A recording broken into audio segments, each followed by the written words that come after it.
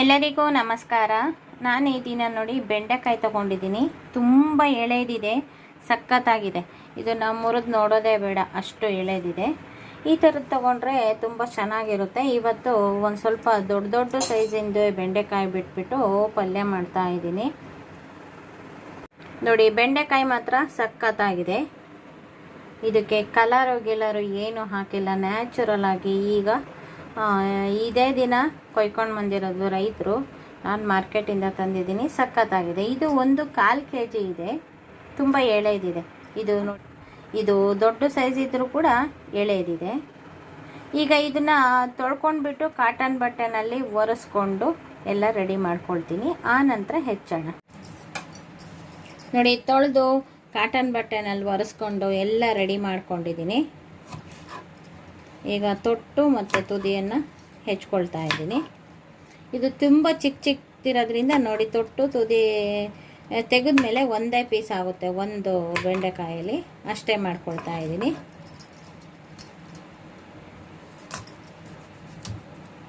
ನೋಡಿ, ಒಂದು ಸಲ ಒಂದು ಕಡೆ ಮಾತ್ರ ಈ ಥರ ಸೀಳ್ತಾ ಇದ್ದೀನಿ. ನೋಡಿ, ಹಿಂಗೆ ನೋಡಿದರೆ ಗೊತ್ತಾಗುತ್ತೆ ಒಳಗಡೆ ಏನು ಇದಿಲ್ಲ ಅಂತ. ನೋಡಿ, ಒಂದು ಸತಿ ಹಿಂಗೆ ಸೀಳಿರ್ತೀವಲ್ಲ, ನೋಡಿ ತುಂಬ ಎಳೆದಿದೆ. ಬೀಜ ಆಗಿದೆ, ಒಂದು ಸ್ವಲ್ಪ ಎಳೆಯದು. ಇದೇ ಥರ ಇದಿಷ್ಟನ್ನು ಕೂಡ ಹೆಚ್ಕೊಂಡು ರೆಡಿ ಮಾಡ್ಕೊಳ್ತೀನಿ.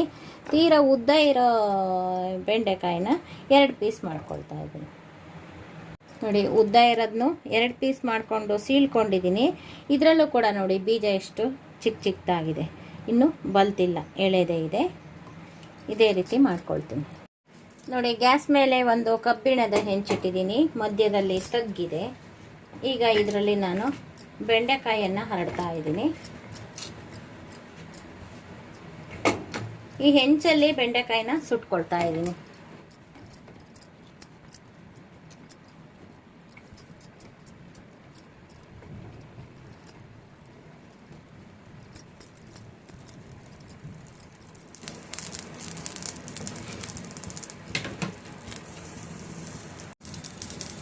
ನೋಡಿ, ಹೆಂಚ ಮೇಲೆ ಒಂದು ಸ್ವಲ್ಪ ಬಿಸಿ ಮಾಡ್ಕೊಂಡಾದ್ಮೇಲೆ ನಾನು ಇಲ್ಲಿ ಹರಡ್ತಾ ಇದ್ದೀನಿ. ಇದರಲ್ಲಿ ಕಾವಿರುತ್ತೆ. ನಾನು ಬೆಂಡೆಕಾಯಿನ ಈ ರೀತಿ ಸುಟ್ಕೋತಾ ಇದ್ದೀನಿ. ಆಯಿಲ್ ಹಾಕ್ಕೊಳ್ಳೋಂಗಿಲ್ಲ.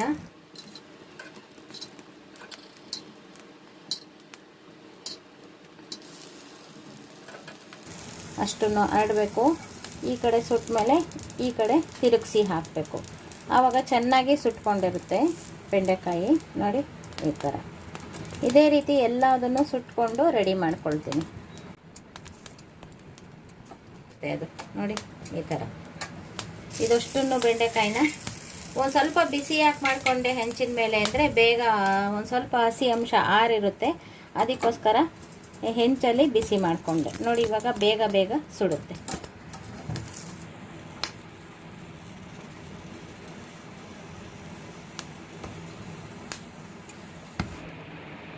ನೋಡಿ, ಬೆಂಡೆಕಾಯಿನ ಎಣ್ಣೆ ಹಾಕ್ತಲೇ ಖಾಲಿ ಹೆಂಚಿನ ಮೇಲೆ ಒಂದು ಸ್ವಲ್ಪ ಬಿಸಿ ಮಾಡಿಕೊಂಡು ಹಸಿ ಅಂಶ ಆರೋ ತನಕ ಮತ್ತು ನೋಡಿ ಗ್ರಿಲ್ ಮೇಲೆ ಇಟ್ಕೊಂಡು ಈ ರೀತಿ ಸುಟ್ಕೊಂಡಿದ್ದೀನಿ. ಇದು ಒತ್ತಿರೋದೆಲ್ಲ ರೋಸ್ಟ್ ಆಗಿರುತ್ತೆ, ಇದು ಏನೂ ಆಗೋದಿಲ್ಲ. ಇವಾಗ ನಾನು ಸುಟ್ಟು ಬೆಂಡೆಕಾಯಿಂದು ಬಜ್ಜಿ ಮಾಡ್ತಾ ಇದ್ದೀನಿ. ಸಖತ್ತಾಗಿರುತ್ತೆ ಇದು ಕೂಡ. ನೋಡಿ, ಅದೇ ರೀತಿ ಮೆಣಸಿನ್ಕಾಯಿ ಒಂದು ಸ್ವಲ್ಪ ಡ್ಯಾಮೇಜ್ ಮಾಡಿಬಿಟ್ಟು, ಅಂದರೆ ಒಂದು ಸ್ವಲ್ಪ ಏನಾದರೂ ಇಲ್ಲಿ ಚುಚ್ಚಿಬಿಟ್ಟು ಇದು ಮಾಡಿಬಿಟ್ಟು ಮೆಣಸಿನ್ಕಾಯಿನೂ ಕೂಡ ಇದೇ ರೀತಿ ಹುರ್ಕೋತಾ ಇದ್ದೀನಿ. ಬೆಂಡೆಕಾಯಿ ಮೆಣಸಿನ್ಕಾಯಿ 2 ಸುಟ್ಟಿಟ್ಕೊಂಡಿದ್ದೀನಿ. ನೋಡಿ, ಈಗ ಒಂದು ಹಸಿ ತೆಂಗಿನಕಾಯಿ ಹೊಡೆದಿದ್ದೀನಿ. ಇದಕ್ಕೆ ಫ್ರಿಜ್ಜಲ್ಲಿ ಇಟ್ಟಿರೋ ಕಾಯಿ ಆಗಲಿ ಒಂಥರ ಇದು ಕೊಬ್ಬರಿ ಥರದ ಕಾಯಿ ಆಗಲಿ ಚೆನ್ನಾಗಿರೋದಿಲ್ಲ. ಆಗ ತಾನೇ ಹೊಡೆದಿರೋ ಫ್ರೆಶ್ ಕಾಯಿ ಆಗಬೇಕು. ನೋಡಿ, ಈಗ ತಾನೇ ಹೊಡೆದಿದ್ದೀನಿ. ದಳ ಕೂಡ ತುಂಬ ಚೆನ್ನಾಗಿದೆ. ಇದನ್ನು ತುರ್ಕೋಬೇಕು. ನಾನು ತೋರಿಸಿದ ಕಾಯಿನಲ್ಲಿ ಒಂದು ಜುಟ್ಟಿನ ಚಿಪ್ಪು ಅಂದರೆ ಒಂದು ದೊಡ್ಡ ಭಾಗ ಕಾಯನ್ನು ಫುಲ್ ತುರ್ಕೊಂಡಿದ್ದೀನಿ. ಒಂದು ಸ್ವಲ್ಪ ಹುಣಸೆ ಹಣ್ಣನ್ನು ನೆನೆ ಹಾಕಿಟ್ಕೊಂಡಿದ್ದೀನಿ. ಏಕೆಂದರೆ ರುಬ್ಲಿಕ್ಕೆ ಹಾಕ್ತಾ ಇದ್ದೀನಿ ನಾನು. ಇದರಲ್ಲಿ ನಾರು ಬೀಜ ಎಲ್ಲ ತೆಗೆದುಬಿಟ್ಟು ನೆನೆ ಹಾಕಿ ಇಟ್ಕೊಂಡಿದ್ದೀನಿ. ನೆನೆಂದರೆ ಬೇಗ ಸಣ್ಣ ಆಗುತ್ತೆ ಅಂತ. ನೋಡಿ, ಇದು ಬಜ್ಜಿ ಹೊಂದ್ಕೋಬೇಕು ಅಂತ ಒಂದೇ ಒಂದೂವರೆ ಸ್ಪೂನಷ್ಟು ಹುರ್ಗಡ್ಲೆ ತೊಗೊಂಡಿದ್ದೀನಿ. ರುಚಿಗೆ ತಕ್ಕಷ್ಟು ಉಪ್ಪು, ಒಂದೇ ಒಂದು ಸ್ವಲ್ಪ ಹಸಿ ಜೀರಿಗೆ, ಇದನ್ನು ಹುರಿಬಾರ್ದು. ಒಂದು ಗಡ್ಡೆ ಬೆಳ್ಳುಳ್ಳಿ, ಇದ್ರ ಜೊತೆಗೆ ಈಗ ಹುರಿದಿಟ್ಟಂಥ ಹಸಿರು ಮೆಣಸಿನ್ಕಾಯಿ ನೀವು ನೋಡಿಕೊಂಡು ಹಾಕ್ಕೊಳ್ಳಿ ನಿಮ್ಮನೆ ಖಾರಕ್ಕೆ. ಇದು ನಾನು 6 ಹಸಿರು ಮೆಣಸಿನ್ಕಾಯಿ ಹಾಕಿದ್ದೀನಿ. ಈಗ ಇದನ್ನು ಒಂದು ಸ್ವಲ್ಪ ಈ ಹುಣಸೆಹಣ್ಣಿನ ನೀರು ಮತ್ತು ನೀರು ಎಲ್ಲ ಹಾಕ್ಕೊಂಡು ಹದವಾಗಿ ರುಬ್ಬೋಣ. ನೋಡಿ, ಎಲ್ಲದನ್ನು ನಾನು ಮಿಕ್ಸಿ ಜಾರಿಗೆ ಹಾಕ್ಕೊಂಡಿದ್ದೀನಿ. ತೆಂಗಿನಕಾಯಿನ ಹಾಕ್ಕೊಂಡಿಲ್ಲ. ಇದ್ರ ಜೊತೆಗೆ ನೆನೆಸಿಟ್ಟ ಹುಣಸೆಹಣ್ಣು ಇದನ್ನು ಹಾಕ್ಕೊಂಡು ಒಂದು ಸ್ವಲ್ಪ ನೀರು ಹಾಕ್ಕೊಂಡು ಇದನ್ನು ಸಣ್ಣಗೆ ನುಣ್ಣಗೆ ರುಬ್ಬಿಟ್ಟು ಲಾಸ್ಟಿಗೆ ತೆಂಗಿನಕಾಯಿ ಹಾಕ್ಕೊಳ್ಳೋಣ. ನೋಡಿ, ಇದನ್ನು ನುಣ್ಣಗೆ ರುಬ್ಕೊಂಡಿದ್ದೀನಿ. 1-2 ಸಲ ನೀರು ಹಾಕಿ ಈಗ ಉದ್ದಿನಬೇಳೆ ಒದಗಿಸ್ತೀವಲ್ಲ ಆ ಥರ ರುಬ್ಕೊಂಡಿದ್ದೀನಿ. ಈಗ ಇದಷ್ಟು ತೆಂಗಿನಕಾಯಿನೂ ಹಾಕ್ಕೊಳ್ಳೋಣ. ಈ ತೆಂಗಿನಕಾಯಿಗೆ ಬೇಕಾಗೋಷ್ಟು ಮತ್ತು ಇದ್ರ ಜೊತೆಗೆ ನೀರು ಹಾಕ್ಕೊಂಡು ಈಗ ನುಣ್ಣಗೆ ರುಬ್ಬಿದರೆ, ಈ ಥರ ರುಬ್ಬಿದರೆ ಒಂದು ಸ್ವಲ್ಪ ಟೇಸ್ಟ್ ತುಂಬ ಚೆನ್ನಾಗಿರುತ್ತೆ. ಎಲ್ಲ ಒಟ್ಟಿಗೆ ಹಾಕ್ಕೊಂಡು ರುಬ್ಬೋದಕ್ಕಿಂತ ಫಸ್ಟು ಸಣ್ಣಗೆ ಮಾಡೋ ಅಂಥದ್ದನ್ನೆಲ್ಲ ರುಬ್ಬಿಟ್ಟು ಆ ನಂತರ ತೆಂಗಿನಕಾಯಿ ಹಾಕ್ಕೊಂಡ್ರೆ ಚೆನ್ನಾಗಿರುತ್ತೆ. ಇದ್ರ ಜೊತೆಗೆ ಒಂದು ಸ್ವಲ್ಪ ನೀರು ಕೂಡ ಹಾಕ್ಕೊಳ್ತಾ ಇದ್ದೀನಿ. ಇದೇ ಥರ 1-2-3 ಸಲ ತೆಗೆದು ನೋಡಿ ನೀರು ಹಾಕ್ಕೊಂಡು ಹದವಾಗಿ ರುಬ್ಕೋಬೇಕು. ನೋಡಿ, ತಣ್ಣಗಾಗಿದೆ. ಅದಕ್ಕೆ ಒಂದು ತಟ್ಟೆಗೆ ತೆಕ್ಕೊಂಡಿದ್ದೀನಿ. ನೋಡಿ, ಈ ಥರ ಸುಟ್ಟಿರೋದು ಏನು ಇದಾಗಿರೋಲ್ಲ. ಒಂದು ಸ್ವಲ್ಪ ಹಿಂಗಂದರೆ ಈ ಮೇಲಿಂದು ಕಪ್ಪು ಸಿಪ್ಪೆ ಹೋಗುತ್ತೆ. ಇದು ರೋಸ್ಟ್ ಆಗಿರೋದಷ್ಟೇ, ಏನೂ ಆಗಿರಲ್ಲ. ತೀರಾ ಒತ್ತಿರೋದಿದ್ರೆ ಕೆಳಗಡೆ ನೋಡಿ ಈ ಥರ ಕಪ್ಪುಗೆ ಬಿದ್ದೋಗ್ಬಿಡುತ್ತೆ. ನೋಡಿ, ಗ್ಯಾಸ್ ಹಚ್ಚಿ ಒಗ್ಗರಣೆಗೋಸ್ಕರ ಒಂದು ಮಣ್ಣಿನ ಪಾತ್ರೆ ಇಟ್ಟಿದ್ದೀನಿ. ಈಗ ಒಗ್ಗರಣೆಗೋಸ್ಕರ ಒಂದು ದೊಡ್ಡ ಈರುಳ್ಳಿನ ಈ ಥರ ಉದ್ದುದ್ದ ಸೀಳ್ಕೊಂಡಿದ್ದೀನಿ. ಒಂದು 3 ಒಣಮೆಣಸಿನ್ಕಾಯಿ ತೊಗೊಂಡಿದ್ದೀನಿ. ಒಂದು ಸ್ವಲ್ಪ ಕರಿಬೇವು, ಸಾಸಿವೆ ಇಷ್ಟನ್ನು ಒಗ್ಗರಣೆ ಹಾಕೋಣ.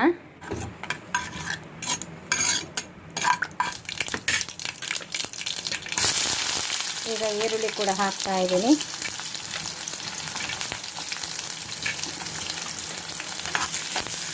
ಈರುಳ್ಳಿಯನ್ನು ಒಂದು ಸ್ವಲ್ಪ ಕೆಂಪಗೆ ಮಾಗಿಸ್ಕೋಬೇಕು.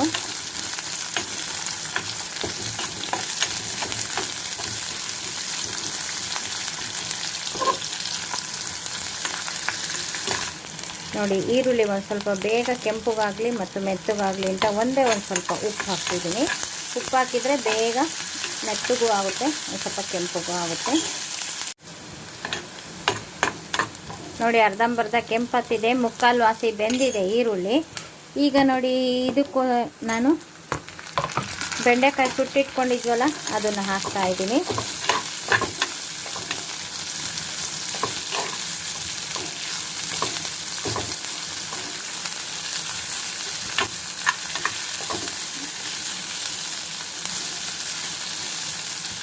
ನೋಡಿ, ಇದು ಇಷ್ಟ ಆದರೆ ಸಾಕು.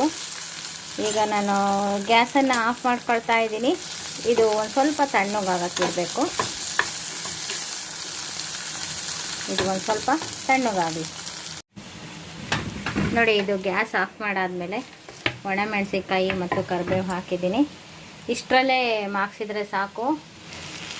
ಈ ಬಿಸಿನಲ್ಲೇ ಒಂದು ಸ್ವಲ್ಪ 5-6 ತನಕ ಮಾಡ್ಕೊಂಡ್ರೆ ಸಾಕು. ನೋಡಿ, ಇದು ತಣ್ಣಗಾಗೋ ಅಷ್ಟೊತ್ತಿಗೆ ನಾನು ಮೆಂತ್ಯ ಮುದ್ದೆ ರೆಡಿ ಮಾಡ್ಕೊಂಬಿಟ್ಟೆ. ನೋಡಿ, ಬಾಳೆಹಣ್ಣಿನ ಥರ ಬಂತು ಮೆಂತ್ಯ ಮುದ್ದೆ. ನೋಡಿ, ಇದನ್ನು 1 ವರ್ಷದ ಮಕ್ಕಳಿಂದ ಹಿಡಿದು ತುಂಬ ಹಿರಿಯ ಮನುಷ್ಯರವರೆಗೂ ತಿನ್ಬೋದು, ಯಾವುದು ಇದಾಗಲ್ಲ. ನೋಡಿ, ಎಷ್ಟು ಸ್ಮೂತಾಗಿ ಮುದ್ದೆ ಮಾಡ್ಕೊಂಡಿದ್ದೀನಿ. ಮೆಂತ್ಯ ಮುದ್ದೆ ಇದು ಎಲ್ಲರೂ ತಿನ್ಬೋದು. ಇದ್ರದ್ದು ರೆಸಿಪಿ ನಾನು ಮಾಡಿದ್ದೀನಿ, ನನ್ನ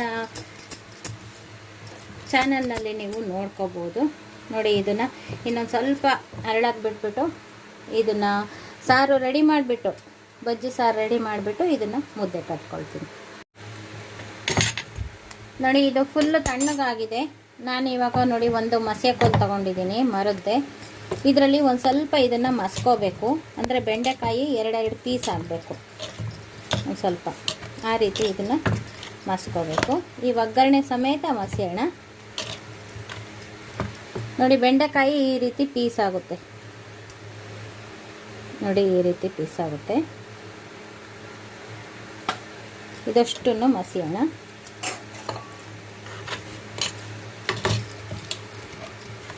ನೋಡಿ, ಯಾವುದು ಕೂಡ ಮೆಲ್ಟ್ ಆಗೋದಿಲ್ಲ, ಹಾಗೆ ಇರುತ್ತೆ. ಇದು ಬೆಂಡೆಕಾಯಿ ಮಾತ್ರ ಒಂದು ಸ್ವಲ್ಪ ಬದಗ್ಲ ಆದಂಗೆ ಆಗುತ್ತೆ. ನಾವು ಮಿಕ್ಸಿಗೆ ಹಾಕಬಾರ್ದು ಮತ್ತು ಇದು ಮಾಡಬಾರ್ದು. ಇದರಲ್ಲೇ ಈ ರೀತಿ ಮಾಡ್ಕೊಂಡಿದ್ದೀನಿ. ನೋಡಿ, ರುಬ್ಬಿಟ್ಕೊಂಡಿರೋ ಬಜ್ಜಿಯನ್ನು ಇದರೊಳಗಡೆ ಹಾಕ್ತಾ ಇದ್ದೀನಿ. ಒಂದು ಸ್ವಲ್ಪ ನೀರನ್ನು ತೊಳೆದು ಕೂಡ ಹಾಕ್ಕೊಳ್ತಿದ್ದೀನಿ. ನಾನು ಆಗಾಗ ನೀರು ಹಾಕ್ಕೊಂಡು ಹದ ಮಾಡ್ಕೊಂಡು ರುಬ್ಬಿದ್ದೀನಿ ಅಂತ ಹೇಳ್ತಿದ್ನಲ್ಲ, ಇದೇ ರೀತಿ. ಈಗ ಇದರಲ್ಲಿ ಒಂದು ಸ್ವಲ್ಪ ಇರುತ್ತಲ್ಲ, ಅದನ್ನು ಕೂಡ ತೊಳೆದಿಟ್ಕೊಳ್ತೀನಿ.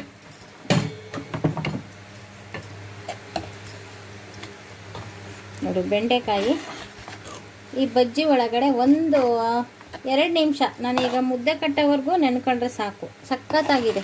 ಈ ಮುದ್ದೆಗೆ ಯಾವುದಕ್ಕೆ ಬೇಕಾದರೂ ಉಪಯೋಗಿಸ್ಕೋಬೋದಪ್ಪ. ಅನ್ನಕ್ಕೂ ಉಪಯೋಗಿಸ್ಕೋಬೋದು, ರೊಟ್ಟಿಗೆ, ಚಪಾತಿಗೆ, ಇಡ್ಲಿ, ದೋಸೆ ಯಾವುದನ್ನು ಬೇಕಾದ್ರೂ ತಿನ್ಬೋದು. ಅದರಲ್ಲೂ ಮುದ್ದೆಗಂತೂ ಫೈನು. ನೀವು ರಾಗಿ ಮುದ್ದೆ ಬೇಕಾದರೂ ಮಾಡ್ಕೋಬೋದು, ಇಲ್ಲ ನಾನೀಗ ಮಾಡಿದ್ದೀನಲ್ಲ ಮೆಂತ್ಯ ಮುದ್ದೆ ಬೇಕಾದರೂ ಮಾಡ್ಕೋಬೋದು. ಈ ಥರ ವಯಸ್ಸಾದವರಿಗೆ, ಚಿಕ್ಕ ಮಕ್ಕಳಿಗೆ ಈ ಥರ ಮುದ್ದೆ ಬಜ್ಜಿ ಎಲ್ಲ ಮಾಡಿಕೊಟ್ರೆ, ಅಥವಾ ಶುಗರ್ ಇರೋರಿಗೆ, ಅವರಿಗೆ ಊಟ ಬೇಜಾರು ಅನ್ಸೋದೇ ಇಲ್ಲ. ಅನ್ನ ತಿನ್ನಬೇಕು ಅನ್ನೋ ಇಚ್ಛೆನೇ ಬರಲ್ಲ, ಮುದ್ದೆನೇ ಹೊಟ್ಟೆ ತುಂಬ ತಿನ್ಬೋದು. ಆ ಥರ ಇರುತ್ತೆ. ಸಖತ್ತಾಗಿರೋ ಅಂಥ ಬೆಂಡೆಕಾಯಿ ಗೊಜ್ಜು ಸಖತ್ತಾಗಿದೆ.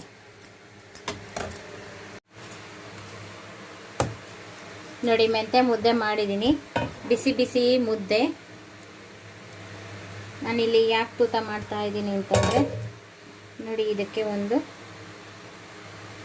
ತುಪ್ಪ ಹಾಕ್ತಾ ಇದ್ದೀನಿ. ಮೆಂತ್ಯ ಮುದ್ದೆ ಆಗಿರೋದ್ರಿಂದ ತುಪ್ಪದಲ್ಲಿ ಊಟ ಮಾಡಿದರೆ ಒಳ್ಳೆಯದು. ಅಂದರೆ ಮೆಂತ್ಯ ಮುದ್ದೆ ಅಂದರೆ ಸಾಮಾನ್ಯ ಜನರು ಊಟ ಮಾಡೋ ಅಂಥ ಮೆಂತ್ಯ ಮುದ್ದೆ ಇದು.